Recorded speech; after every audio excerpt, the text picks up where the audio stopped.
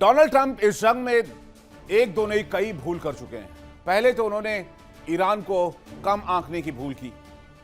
दूसरा, Donald Trump ने चीन पर भरोसा किया। इस जंग में अमेरिका लड़ ईरान के खिलाफ रहा था, लेकिन खेल तो असली ड्रैगन खेल रहा था, यानी चीन असली खिलाड़ी था। ट्रंप कहते हैं कि भाई चीन ने वादा किया, शी जिनपिंग ने प्रॉमिस किया था हथियार नहीं देंगे, और ट्रंप को लग रहा है कि चीन ने वादा तोड़ दिया। लेकिन डोनाल्ड ट्रंप साहब ऐसा नहीं। अगर आपने हिंदुस्तानियों से पूछा होता, हिंदुस्तान की राय ली होती, अगर हिंदुस्तान के साथ आपके रिलेशन बेहतर होते, तो हम आपको चाइना के बारे में पहले जानकारी दे सकते थे। हम आपको बताते कि चीन की फितरत क्या है, चीन के डीएनए में क्या है, ड्रैगन कैसे टेढ़ी मेढ़ी चाल चलता है। ड्रैगन शतरंज का वो घोड़ा है जो चलता तो ढाई घर है, लेकिन अपनी हर एक चाल में शह और मात की काबिलियत रखता है। चीन ने शुरू से ईरान को लोकेशन शेयर की, खुफिया इनपुट्स दिए, हथियार दिए, अपने विमान भेजे ट्रांसपोंडर्स ऑफ करके, और अब चीन कह रहा है कि ठीक है, हम भी हथियार बेचेंगे। अमेरिका हथियार नहीं बेचता है क्या? क्या अमेरिका ने रूस यूक्रेन जंग में यूक्रेन को हथियार नहीं बेचे? क्या इजराइल को हथियार नहीं बेचे इजराइल ईरान की लड़ाई में? तो चाइना का कहना हम भी हथियार बेच रहे हैं। और माना जाता है कि कूटनीति में कोई भी ना तो स्थायी दोस्त होता है, ना स्थायी दुश्मन होता है। आज की तारीख में चीन को तेल चाहिए, और तेल होर्मुज के रास्ते निकल नहीं रहा, क्योंकि जहाजों पर IRGC भी हमला कर रहा है। अमेरिका नेवल ब्लॉकेड लगाकर बैठा है। अमेरिका यह चाहता है कि जहाजों से ना तो पैसे लिए जाए और ना ही उसे रोका जाए, और होर्मुज की चाबी अमेरिका के हाथ में हो। ऐसे में चीनी जहाज जो है वो ईरान से तेल लेकर खाड़ी के किसी और देश से तेल लेकर होर्मुज से नहीं निकल पा रहे हैं। और इसकी सबसे बड़ी वजह है अमेरिका, क्योंकि 28 फरवरी के पहले चीन के पास बड़ी मात्रा में तेल जा रहे थे, चाहे वो ईरान से जाए, चाहे वो वेनेजुएला से जाए, चाहे वो गल्फ देशों से जाए। लेकिन आज की तारीख में चीन के जहाज फंसे हुए हैं। जब तक अमेरिका यहां से जाएगा नहीं, जब तक उसके ऑब्जेक्टिव पूरे होंगे नहीं, तब तक होर्मुज खुलेगा नहीं। जब तक होर्मुज नहीं खुलेगा, तब तक चीन तेल के लिए मारामारी करता रहेगा, और तेल के लिए उसे अमेरिका के रहमो करम पर रहना होगा, क्योंकि ईरान से अमेरिका तेल निकलने नहीं देगा। गल्फ के तेल होर्मुज की वजह से निकल नहीं पा रहे। उधर हूती ने बाब अल मंदेब के रास्ते पर कब्जा कर लिया है, यानी दो रास्ते बंद हैं, और इसी वजह से चीन इसमें फंस गया है। और चीन को सस्ते क्रूड ऑयल चाहिए, और चीन अमेरिका के रहमो करम पर नहीं जाना चाहता। इसलिए वो ईरान से अमेरिका पर बड़े हमले करवा रहा है, जिससे अमेरिका थक हारकर जंग से पीछा छुड़ा ले और इस एरिया को छोड़कर अपने सैनिकों के साथ, अपने युद्धपोत के साथ वापस चला जाए। और जब चीन करोड़ों के हथियार ईरान को दे रहा है, तो आपको समझना होगा कि चीन फ्री फोकट का कोई सौदा नहीं करता। उसके पीछे चीन की बहुत सोची समझी चाल होती है। ईरान को जंग में हथियार चाहिए, चीन को सस्ते दाम पर क्रूड ऑयल चाहिए, इसलिए दोनों एक दूसरे के लिए बार्टर कर रहे हैं। ईरान को हथियार देने के बदले में चीन तेहरान से बहुत बड़ी कीमत वसूल रहा है, और वो है समुद्री सुरक्षा की गारंटी, और साथ ही साथ फ्यूचर में तेल आपूर्ति की गारंटी। आने वाले 3, 4, 5, 6 साल, 10 साल तक ईरान चीन को ऑयल सप्लाई करता रहेगा। अब क्या है मामला, आइए समझते हैं। जंग के बीच में चीन के साथ 600 करोड़ की रक्षा डील हुई। ईरान चीन को सस्ते तेल देगा, जहाजों की सुरक्षा की गारंटी देगा, और भविष्य में तेल आपूर्ति की गारंटी देगा। होर्मुज में ईरानी नौसेना चीनी ऑयल टैंकरों को हाथ नहीं लगाएगी। बाब अल मंदेब स्ट्रेट में हूती लड़ाके चीनी कार्गो जहाज की सुरक्षित निकासी का जिम्मा उठाएंगे। मास्टर स्ट्रोक क्या है? मास्टर स्ट्रोक यह है कि जिस अमेरिका ने चाइना को मद्देनजर रखते हुए ईरान पर हमला किया, जिससे चीन की तेल आपूर्ति रुक जाए, क्योंकि सेमीकंडक्टर और बाकी चीजों में, चिप्स के मामले में जिस तरह से चाइना मोनोपोली चलाता है, यूएस भी तेल को लेकर वही मोनोपोली करना चाहता है और ड्रैगन अपने इस मास्टर स्ट्रोक से यूएस को नजरअंदाज कर अपने लिए एक सेफ रूट बना सकता है।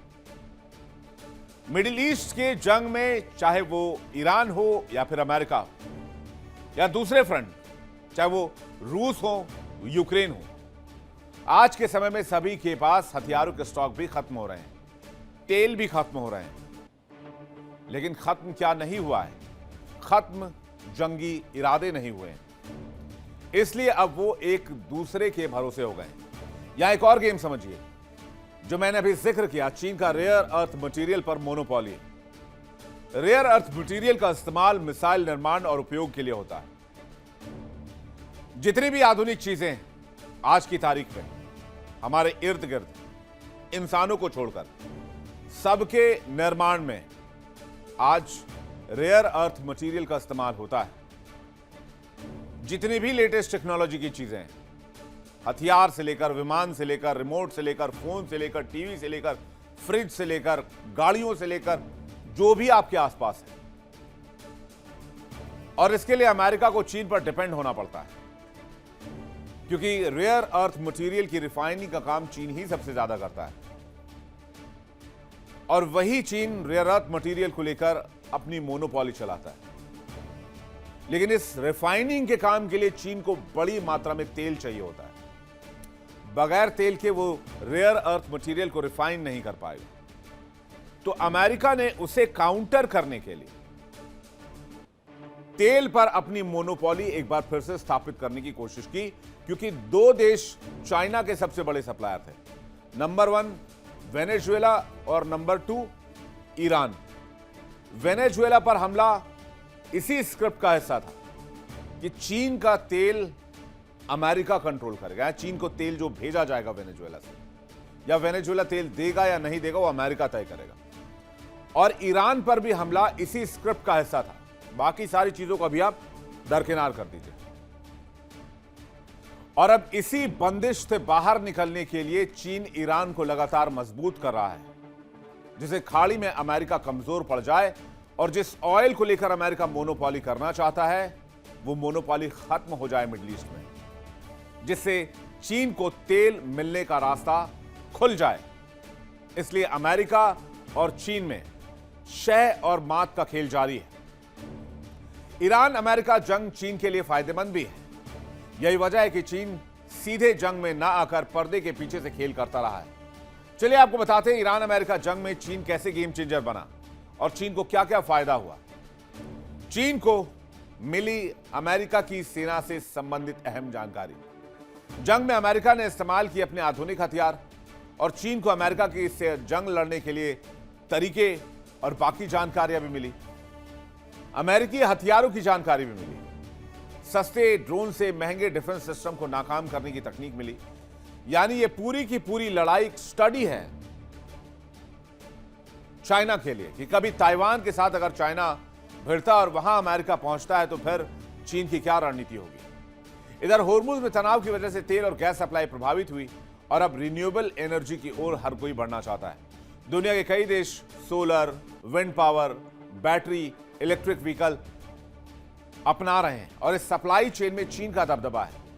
रिन्यूएबल एनर्जी से संबंधित सप्लाई चेन में चीन का हिस्सा 70% है और वो अपनी जरूरतों का करीब 85% हिस्सा खुद पूरा करता है।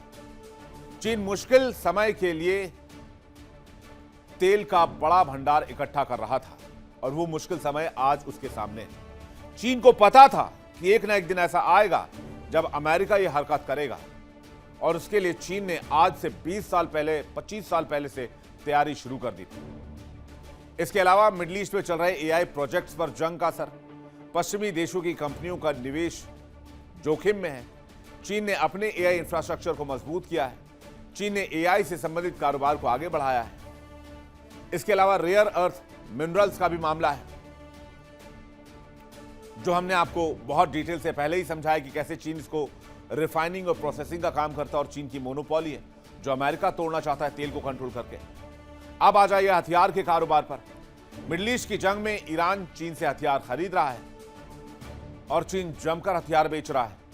जंग में अमेरिकी विमानों और हथियारों की भी पूल खुली। इसलिए डिफेंस के मार्केट में चीन के हथियार को लेकर भी काफी चर्चा हो रही है। कई देश अब चीनी हथियार में दिलचस्पी दिखा रहे हैं। अगर डायरेक्ट देखें तो चीन का इस लड़ाई से कोई मतलब नहीं। चीन अपने प्रॉफिट को देख रहा है, जैसे अमेरिका सिर्फ डॉलर के इंटेंट से दुनिया को देखता है। अमेरिका के लिए सिर्फ उसकी इंटेग्रिटी, उसकी संप्रभुता मायने रखती है, बाकी पूरी दुनिया उसके लिए प्लेग्राउंड है, उसके लिए डॉलर बनाने की मशीन है। और इसलिए आप देखते हैं कि अमेरिका कभी यहां लड़ाई, कभी वहां लड़ाई, लेकिन अमेरिका जब भी लड़ता है अपनी जमीन से हजारों किलोमीटर दूर लड़ता है, वो अपनी जमीन के आसपास कभी नहीं लड़ता। इन सब के बीच चीन की तरफ से बयान आया। जब ड्रैगन को पता चला कि पोल पट्टी खुल गई है, जानकारी अमेरिका को पहुंचा दी गई है, तो चीन ने इन खबरों का खंडन करना शुरू किया और साफ साफ कहा कि ऐसी कोई भी डील ईरान के साथ नहीं हुई है। यानी बाहरी दुनिया को तो चीन बता रहा है कि डील नहीं हो रही है, लेकिन पर्दे के पीछे खबर तो यही है कि ईरान को भारी मात्रा में हथियार देने की तैयारी चीन कर रहा है। आगे आपको बताएंगे कि ईरान को हथियार मिलने के बाद जंग का दायरा क्या होने वाला है, ईरान क्या तैयारी कर रहा है, क्यों इतनी बड़ी मात्रा में हथियार वो खरीद रहा है।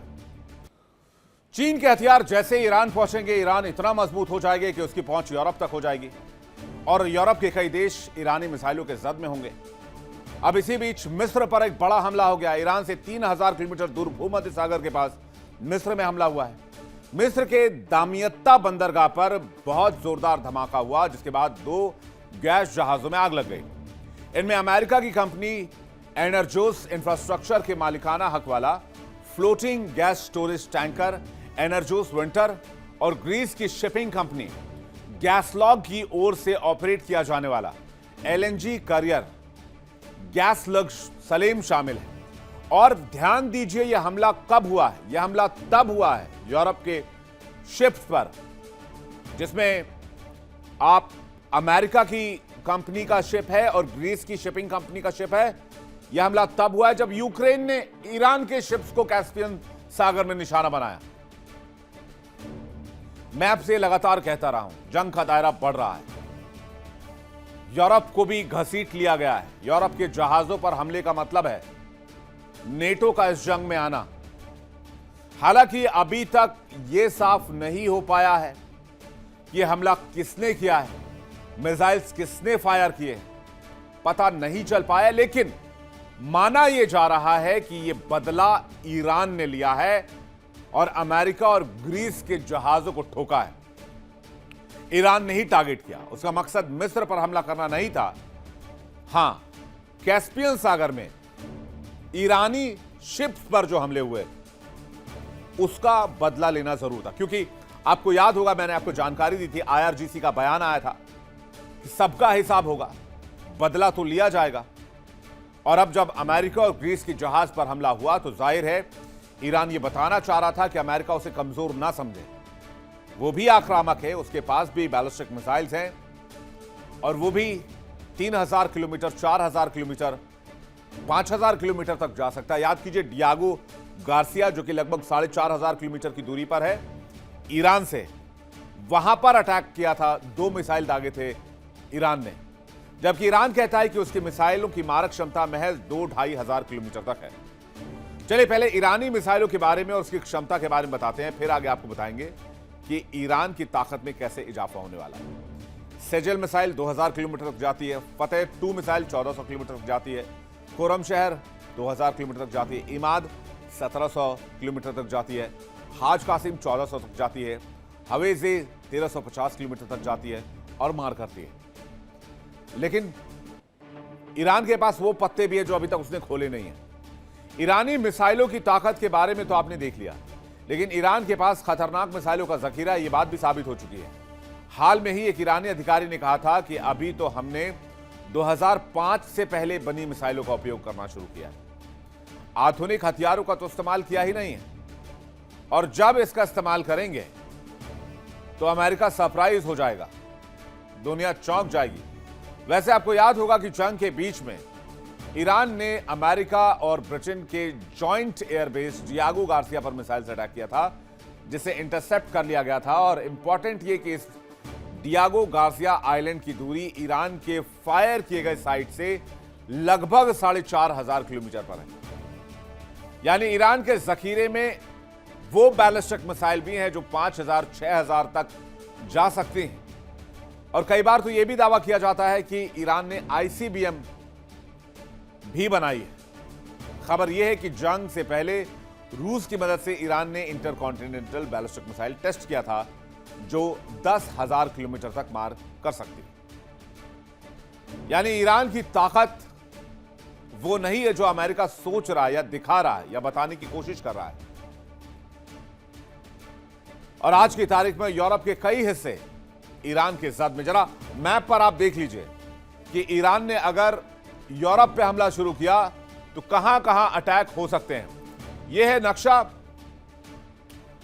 और नक्शे पर अगर आप देखेंगे तो ईरान के बाद यूक्रेन डायरेक्ट निशाना बना सकता है। जिस तरह से यूक्रेन ने ईरानी शिप्स को निशाना बनाया तो यूक्रेन जद में है, जर्मनी जद में है, फ्रांस जद में है, इटली जद में है। मिस्र पर हमला हो चुका है जो कि 2,690 किलोमीटर दूर है। हालांकि अभी इराक ने कंफर्म नहीं किया है, माफ कीजिएगा, ईरान ने अभी यह कंफर्म नहीं किया है कि यह हमला हमने किया या फिर यह हमला कहां से हुआ। लेकिन एंटिसिपेटेड है यह हमला ईरान ने मिस्र पर किया है, क्योंकि ईरान के शिप को कैस्पियन सी में निशाना बनाया गया था, जिसके बाद यूक्रेन पर इस हमले का आरोप लगा था। तो ये वो यूरोपीय देश है जो ईरान के जद में। यूक्रेन ने हाल ही में ईरानी जहाज पर हमला किया था। जर्मनी ईरान जंग में अमेरिका का सहयोगी है। फ्रांस भी ईरान की जंग में अमेरिका का सहयोगी है। इटली ने ईरान पर हमले के लिए यूएस को भेज दिया। मिस्र, अमेरिकी कंपनी को मिस्र में निशाना बनाया गया क्योंकि मिस्र भी अमेरिका को सपोर्ट कर रहा था। तो बात जो मैंने आपको कही कि जंग सिर्फ मिडिल ईस्ट तक नहीं है, इसका विस्तार हो रहा है। इसमें यूक्रेन भी आ चुका है, रशिया भी आ चुका है, चाइना भी आ चुका है, और ये वर्ल्ड वॉर का सीन बनता जा रहा है। और जो सिचुएशन है वो आउट ऑफ कंट्रोल है, अभी किसी के कंट्रोल में नहीं है। अमेरिका और ईरान की लड़ाई जो 28 फरवरी 2026 को शुरू हुई, वो अब पूरी दुनिया को अपनी जद में लेने के लिए तैयार है। मिस्र में हमला, अमेरिका के जहाज पर हमला, ग्रीस के जहाज पर हमला, यूक्रेन का ईरान के शिप पर हमला, चीन का 600 करोड़ डॉलर का रक्षा सौदा ईरान के साथ, अमेरिकी धमकी को दरकिनार करने का फैसला, अमेरिका और चीन का खुलकर आमने सामने आना, तेल को लेकर मोनोपोली, रेयर अर्थ मटेरियल्स को लेकर मोनोपोली। अगर आज की तारीख में सॉल्यूशन नहीं निकाला गया, दुनिया के बड़े देश आपस में बैठकर इस चीज को सॉल्व नहीं कर पाए, तो दुनिया वो तबाही देखेगी आने वाले कुछ महीनों के अंदर जिसकी कल्पना शायद हम में से किसी ने न की होगी। देखिए इंडिया डेली 24/7 अब आपकी स्मार्ट टीवी पर। इंडिया डेली मौजूद है सभी डिजिटल प्लेटफॉर्म पर लाइव और लगातार। इंडिया डेली 24/7 हर दिन राष्ट्र को समर्पित।